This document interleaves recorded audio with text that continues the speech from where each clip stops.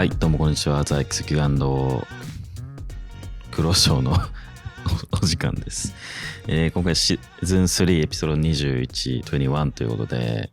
今回ね、21回も記念して、初心に戻ろうの回です。今回のゲストは、カップヌードルくんです。はい。なんで僕一人かというと、ちょっとね、黒は皆さん知っての通り、ちょっと一旦休憩中で、ジュニアさんはね、今、ラウドのロスターが言えるようになるために、ちょっと今また、頑張って特訓を行っている最中なので、また、僕一人になるんですけど、見ていってください。ほぼほぼ、一人で喋ってるようなもんなんで大して変わんないんですけど、いいかなと思います。ちょっと、今回ね、モンスターたくさんあるんで、でも、この前飲んだ、これが、めちゃくちゃいい。ウルトラサンライズね。日本にない味なんでちょっともったいないなって感じですけど、ちょっと日本にも持ってきてほしいですね。はい、今回は、プレーオフ進出、皆さんの質問に答えながらリーグを振り返ろうの回ということで、収録日は5月16かな。プレーオフ、リーグ最終日、ジェンジー戦から1日空いての、火曜日です。出るのが19日の金曜日なんで、ちょうど試合の日かな。はい。出てると思います。はい。ツイッターの方でね、質問をちょこちょこ募集したりしてたんですけど、その前にね、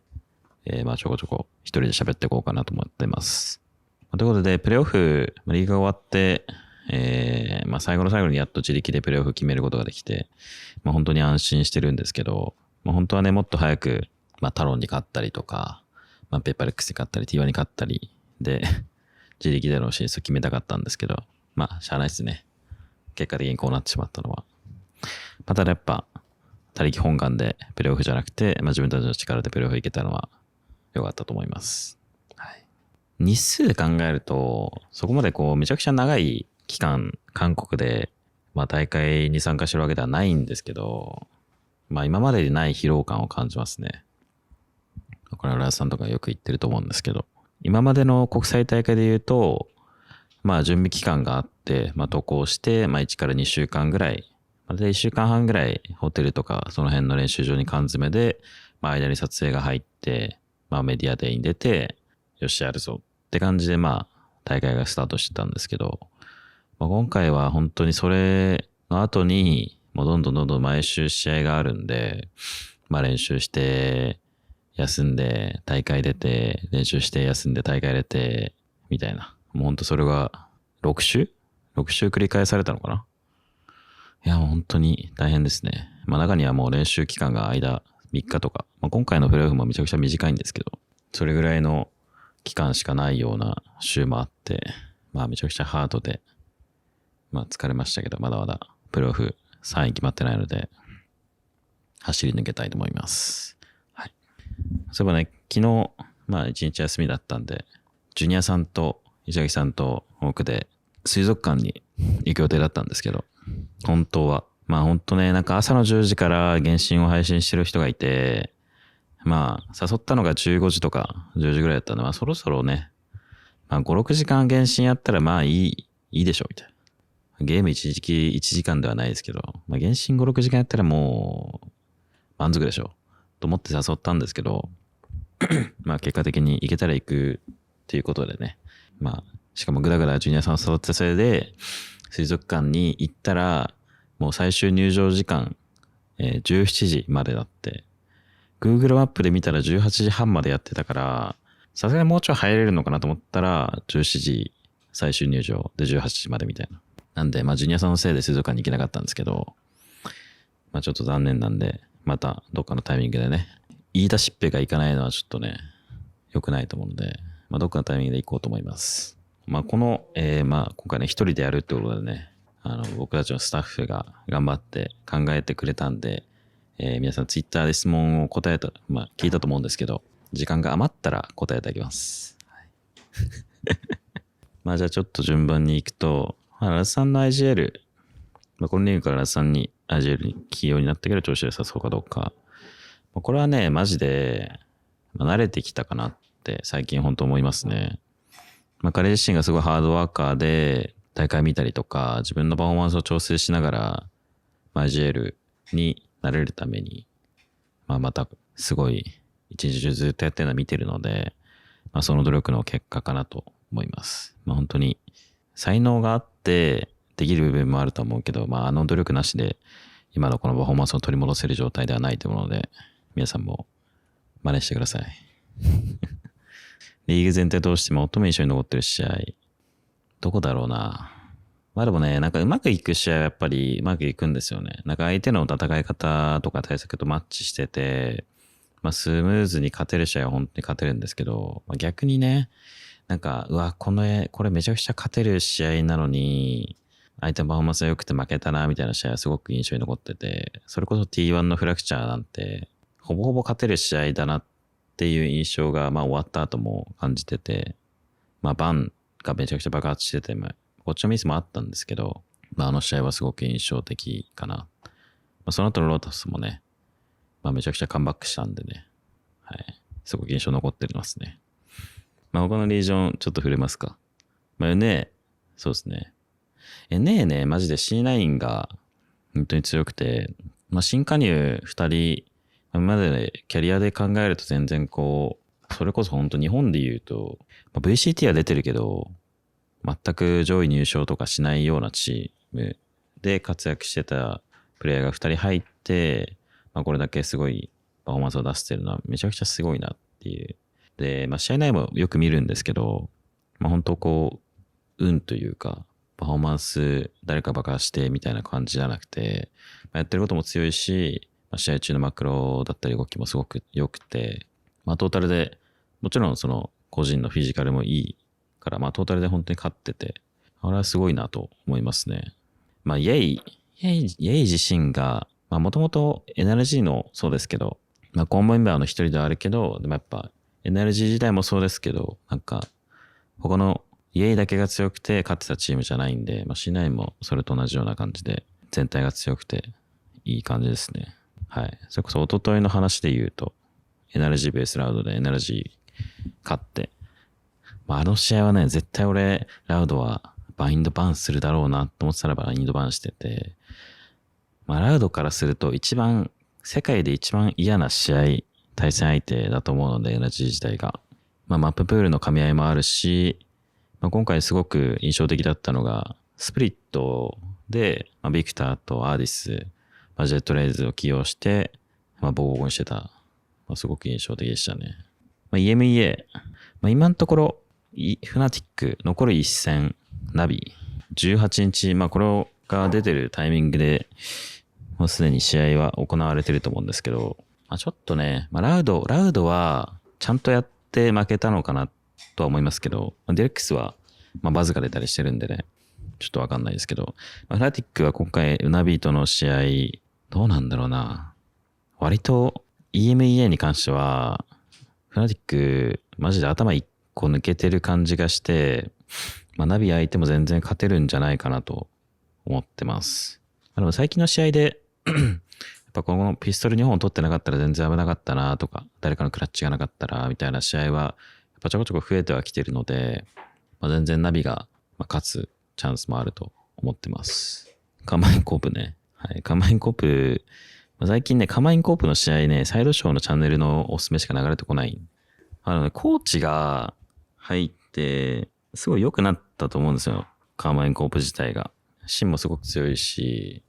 スクリームもニビラも、やっぱなんだかんだ言ってちゃんとやったら強いなってのは、見てて思うので、本当に、バロラントというゲームがいかにちゃんとやることが強いかっていうのは、戒めとして、すごくいい存在になったんじゃないかなとは思いますね。なんだかんだ言って、別に全敗してないし、リーグ順位的に言えば一番下なのか、でも。でもコイヘレティクスと並んで、ほぼ同率なんで、ちょっと来季、またロスターが変わりそうなんで、そのタイミングでね、復活できるようなチームなんじゃないかなと思いますね。あんだけ短期間でコーチ入れて変われるようなチームだったらね。リーグ全体投手の感想。ロックインとかでリーグ、順位、パシフィックに関しての話で言うと、やっぱまあタロンの評価だったりとか、まあ他チームの評価に関しては、まあちょっとロックインと比べて変わった部分はあるけど、大まかにはやっぱこう、そこまで変わんないかなとは思います。まあ僕らのパフォーマンスだったり、まあディレクトの強さだったり、まあそういうものはなんか、ある程度下馬評通りではあるけど、まあただ、RRQ とかシークレットとかグローバル e スポーツとかその辺のこう戦いぶりは、まあなかなかイメージわからなかった人たちも多いんじゃないかなと思ってますね。あとは EMEA と NA はね、本当にそのままかな。でもね、NA は結構魔境だと思う。EMEA はそこまで変わらず、NA はまあちょっと C9 に変更が入ったのもあって、だいぶカオスな状態になってるね。そうね。まあでもタロンに関しては、まあまた来季、全然、まあ今回すごいドタバタだったんでね、また来季いいパフォーマンスを見せてくれるんじゃないかなと思います。はい。プレイオフの再戦。リベンジか。まあ現状、同じ山にディレックスが入るのは確定してて、他がちょっとわかんないんで、まあまだそこまであれですけど、とりあえず僕らは2連勝しなきゃ3位には確実に入れないので、まあ、とりあえず僕、どのみちディレックスに勝たなきゃいけないし、まあ、ペーパーレックス T1 とかその辺にも勝たなきゃいけない。まあ一回勝ったチームにもなおさら、もう一回勝つっていうのもなかなか難しいことがあるので、まあそこの再戦もしっかり意識していきたいし、まあでも一番リベンジしたいチームで言えば、そうだな、ペーパーレックスかな。はい。ペーパーレックスはね、チームの評価で言うと、多分世界で一番フィジカルが高いチームになったんじゃないかなって思うぐらい、今爆発力があって強いチームなんで、まあそこに勝てるようになるっていうのはまた一つの自信になるかなっていうのを思ったかな。まあということで、まあある程度読んだんでね、せっかく質問してくれたんで、質問に答えてあげようかなと思います。竹 J との一戦を得て、改めて相撲対決を好きな誰かとできるとしたら誰を指名しますか？まあ、パシフィックで言うと、やっぱマコかな。デップズキッチンはあれが続いてますか？ポーランドかな。まあ、デップ、まあ、ちょいちょい料理する人間は料理するんで、まあ、デップはこう自分でパスタ作ったり、うどん作ったり、なんかいろいろキッチン立ってること多いですね。あとは、ニャンキャッツさんのヒゲについてどう思いますか？まあ、似合ってるんじゃないですかね。まあ最近なんか、対抗意識でバーさんもヒゲ生やし始めたんで、個人的にはバーさんのヒゲの方が似合ってますね。まあでもこう、ジュニアさんは、やっぱ髪を短くして、まあヒゲを生やして、まああと日本に帰ったらメガネをね、変えようかなと思ってて、現状誰のメガネをかけても、ジュニアさんの今かけてるメガネより似合ってるんで、まあもっとこうかっこよくなれるポテンシャルがある人間だと思いますね。はい。ゲーミングハウスでの生活でたまに気候に走るチームメイトとかいますか？気候はないけど、僕、このゲーハーに来て、まあ人生で初めてトイレットペーパーが、なくなってるのに、なくなった状態の殻がまだかかってる状態っていうものを体験しましたね。びっくりですね。今食べたい日本食は、って言われるとないよね。あんまりね。やっぱこう日常的に、まあ、その日に食べたいものを食べれる日本最高。共同生活をしてみて思ってたんと違うってなって選手やスタッフがいますか？いないな。まあでも大体共同生活っつってもポランドのブーキャンで一緒になってるし、まあみんなそれなりに性格のイメージはまあ変わらないかな。PC 環境を作ろうと思うんですけど、これだけは重視しとけってものありますか？渋ると後々後悔するんで、ちょっと無理してでもいいのを買った方がいいと思います。これは本当に。本配信でのインタビューで出てくる通訳のお兄さんのエピソード。純日本人です。練り物が好きらしいです。一緒に生活してみてここ直してほしいとかあったら聞いてみたいです。トイレットペーパーを変えることと、トイレットペーパーを変えた上で、芯をトイレに放置しないでください。捨ててください。ボルズさんに一言。今日本当はね、ボルゼが来る予定だったんですよ。なぜか、カップヌードルくんがいますけど、まあなんか外せない用事があったんですかね。みんな髪の毛伸びてるけど韓国で切らないんですか？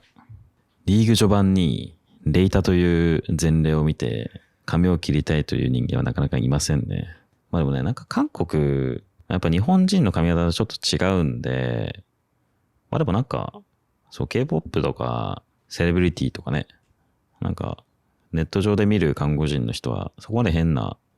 日本人と大差がある髪型をしてないんで、切ってくれるとこはあるとは思うんですけど、まあ、ちょっとそこがね、どこにあるのかを知らないんで、まああんまりみんな髪を切らないのかなと思いますね。ちなみに俺は、もうどこの国に行っても、この髪型にできるのは本当にアドだなと思う。皆さん、ゆで卵か目玉焼きどっちが好きですか？目玉焼きらしいです。はい。昨日の夕ご飯、食べてないですね。たこ焼き？転勤のたこ焼きを転勤以外で食べて、まあでも一個は残しました。はい。ジュニアさんが火を生やし始めた理由、何ですか？皆さん。ジュニアさんが火を生やし始めた理由は日焼け止めみたいです。ラズ選手が以前ジュニアコーチのことを宇宙人とおっしゃっていましたが本当なんでしょうか。XK コーチのジュニアコーチとかかる時間も多いと思いますので、事実を教えていただきたいです。まあでもね、まあ宇宙人っていうのは、まあ、僕たちの身の回りの中に、まあ、気づかずにいる存在なので、まあ、僕はまだ宇宙人見たことないんですけど、まあネットでそう書かれてたりするんで、まあジュニアさんももしかしたら宇宙人な可能性もあるんじゃないかなと思います。ラウドのロスター言えないし。チェンバーを今後大会で使用する可能性あるの？それライオットしてですね。まあ、だいぶ本当に弱いキャラクターになってるので、まあちょっと使うってなると、まあどのチームもきついのかなって思います。母の日は何をしましたか？まあ、連絡はしましたね。まあ、ちょっと韓国なんでね、だいぶ遠いので、まあ連絡ぐらいで。韓国で買ったものの中で一番高かったものは何ですか？何も買ってないな。ジュニアさんに買ってきてもらったニューバランスのスリッパ6000円かも。他のチームに一番好かれてる選手は、なぜかテン選手がタロンの選手にめちゃくちゃ好かれてて、すごく試合終わった後とか、まあ控え室変わるんですけど、まあ、その時にめちゃくちゃテン選手だけ挨拶される。ジュニアさんはなぜそんなにお腹触れるのでしょうか？何ですかね？なんだろうね。まあ、動物のお腹、みんなペットのお腹とか触るからそんな感じのノリな気がしますね。僕はあんまり触らないですけど、最近はジュニアさんもお腹触られても怒らないんで、なんか最近、なんかもう受け入れてきてるのかもしれないですね。韓国に訪れたファンが食べるべき韓国料理を教えてください。サムギョプサル。でも、まあ、個人的にはケランチムが一番好きですね。茶碗蒸しみたいな。韓国でお休みの人が麻雀部されてますか？麻雀、一回もやってないね、こっち来たから。最初だけやったかな。もう、それからは、ジャン玉も開いてないし、まあ、たまに麻雀 YouTuber を見てるからぐらい。まあ、日本帰ったらやりたいですね。じゃあ、ツイッターで質問してくれた方、ありがとうございました。まあね、内容的にね、本当に、しょうもないことしか触れてないんですけど、まあ、真面目な内容なんてね、答えられるはずもないんで、まあまた終わったタイミングとかでね、いろいろ話したらいいかなと思ってます。はい。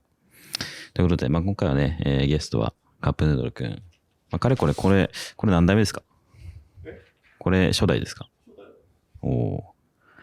まあいろんなところをね、共に生きてきたカップヌードルくん。まあかれこれ、本当にベルリンの頃からいる？大事に使ってますね。まあ、ゲストはカップヌードルくんでした。次戦どっちになるか分かんないんでね。まあ、TS になるか GS になるか。GS はないか。TS か GENG か RRQ かな。まあなんで決まってないですけど、まあ中日3日、今日含めて練習して、絶対勝つぞ。はい。まあスターズ東京ね、マジで行きたいですね。本当に。カップヌードルくんもね、きっと行きたいと思ってると思うんで、まあ日本に帰国させてあげたいなと思ってます。チケットね、なんか本当にこっち来てくれる人でも、マスター東京のチケット取りましたみたいな人もいるんで、まあそのチケットが、まあ無駄にって言い方あれですけど、まあ取ってよかったなってなれるように頑張ります。勝ちます。ということで、シーズン3エピソード21ザレックスキュアンドクロッショーは以上となります。YouTube の高評価とコメント、Spotify でもあるので、ぜひそっちでも見てください。またね、ゲストを入れる日が来るといいなと思っております。じゃあコメント欄に、Vlog の方でね、コメント欄にジュニアさんの好きなところを書いていただいたと思うんで、じゃあ今度は、好きなカップヌードル書いておいてください。はい、それではじゃあまた、いつになるんだろう。19日だから、次が29だ。29はマジで全部が終わって日本に帰ってるかもしれない。また優勝して撮りたいと思います。それでは、さようなら。